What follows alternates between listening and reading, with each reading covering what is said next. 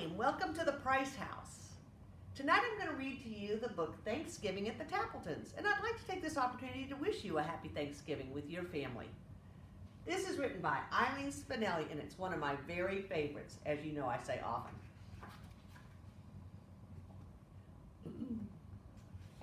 Thanksgiving at the Tappletons was always a big day. Thanksgiving at the Tappletons meant, of course, the Tappleton family.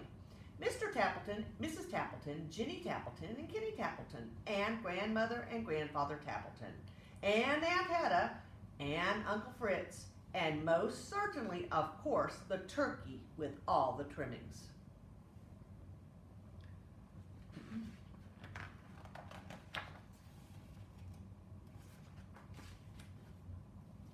It was still dark when Mrs. Tappleton lit the oven and took a big turkey out of the refrigerator.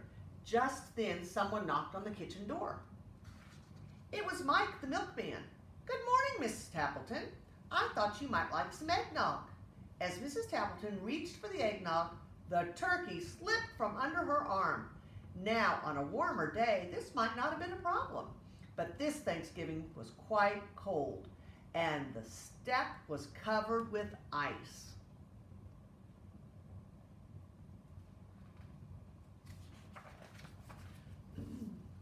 Before she or Mike could even think, the turkey had slithered into the yard. "Get it!" shouted Mrs. Tappleton. Mike reached out, but the turkey skidded right past him and through the gate and onto the street. "Hurry!" screamed Mrs. Tappleton. "Stop that turkey!"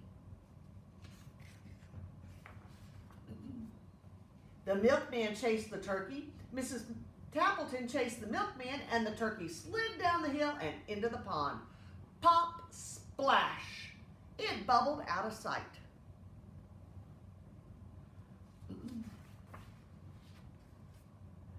When Mr. Tappleton came down to breakfast, he took a long sniff. "I don't smell turkey," he said to his wife. "Of course you don't smell turkey," replied Mrs. Tappleton. You have a cold." "I don't have a cold," he insisted. Mrs. Tappleton shook some pepper in the air and her husband sneezed. "See," she said, "you do have a cold." Achoo! After breakfast, Mr. Tappleton put on his coat and scarf and hat and gloves. "I'm going to the bakery to buy our pies." Mrs. Tappleton handed him his boots. "Wear these," she said. "I know for a fact it's quite slippery out there today."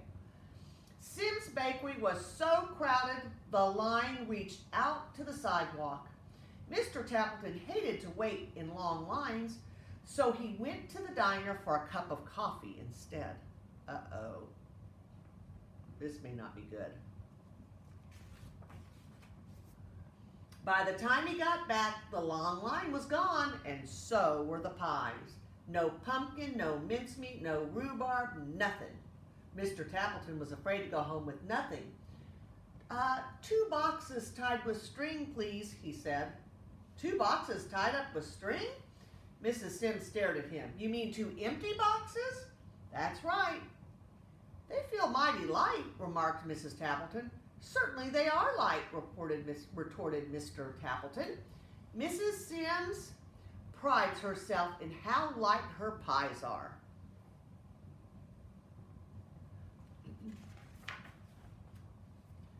Mrs. Tappleton set the table. She called to her son, "Kitty, you may make the salad. There's lettuce in the crisper and carrots and radishes too." Kitty's face grew pale. Just yesterday, he had emptied the crisper and fed all the vegetables to the rabbits in Mrs. Butterworth's class. How could he tell his mother? He couldn't, so he covered an empty salad bowl with aluminum foil and stuck it back into the refrigerator.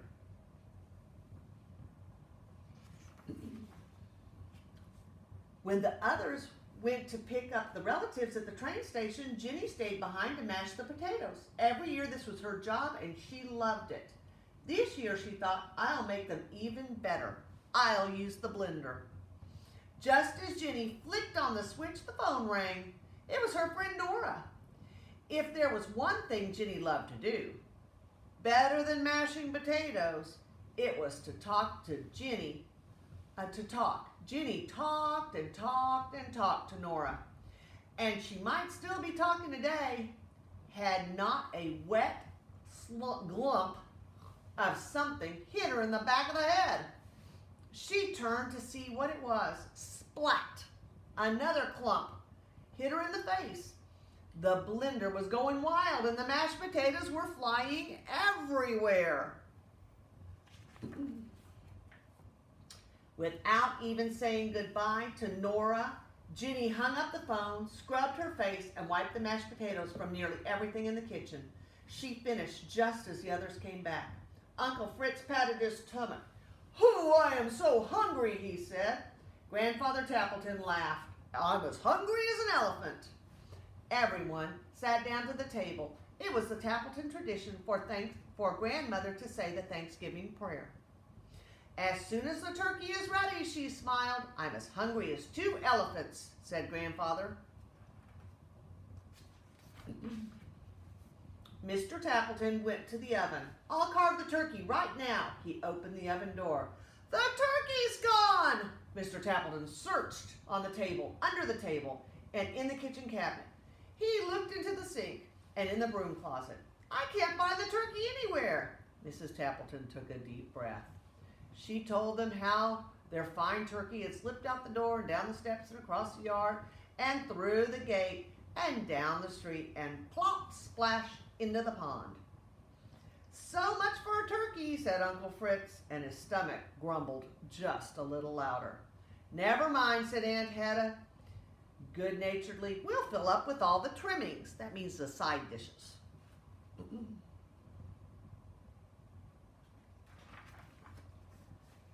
"I'll get the salad," Ginny announced. "Then Grandmother can say the prayer." Ginny set the bowl of salad and peeled off the aluminum foil. Everyone stared at the bowl. The salad was not there. I fed the rabbits at school," confessed Kenny. Uncle Fritz looked downright gloomy. "So much for the salad." His stomach rumbled again. "I'm as hungry as 3 elephants," sighed Grandfather. Kenny jumped up. "We'll have Ginny's mashed potatoes." He brought the pot from the kitchen and lifted the lid. I was on the phone with Ginny and the blender went wild." "So much for potatoes." Uncle Fritz's stomach grumbled again. "I'm as hungry as 4 elephants," Grandfather declared. "The pies!" cried Mrs. Tappleton. "I'll get the pies." "I'll say grace as soon as those pies are cut," Grandmother said with a smile. Mrs. Tappleton brought in the boxes, set them down, and untied the string. "You brought home 2 empty boxes?" She glared at Mr. Tappleton, who covered his ears. 5 elephants, groaned Grandfather. The dining room was quiet. Everyone looked down at the empty table. Uncle Fritz muttered something, but it could not be heard above the rumble of his stomach. A tear rolled down Ginny's cheek. "No Thanksgiving dinner," she sniffled. "Nothing to pray for," sighed Kenny.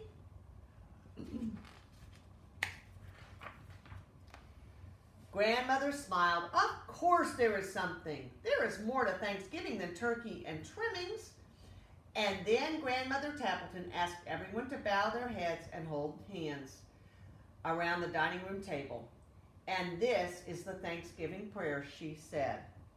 "Turkeys come and turkeys go, and trimmings can be lost, we know, but we're together, that's what matters, not what's served upon the platters. Amen." "That was a wonderful prayer," said Aunt Hedda. Mr. Tappleton jumped up. "We have liverwurst and cheese in the refrigerator." "Ugh." "I'll fix the sandwiches," offered Mr. Tappleton. Ginny wiped her tear away. "I'll get the pickles." Kenny laughed. "I'll open a jar of applesauce for dessert." And so the Tappletons had their Thanksgiving dinner after all. Uncle Fritz's stomach stopped rumbling, and Grandfather Tappleton ate enough liverwurst to feed 6 elephants. In fact, everyone had plenty to eat, but most of all, they had each other. So I want you to ask your mom and dad if they will buy you some liverwurst, because I think you would like it. And next time you're at the grocery store, you're going to want to get some liverwurst sandwiches. Hope everybody has a marvelous Thanksgiving. See you on Monday.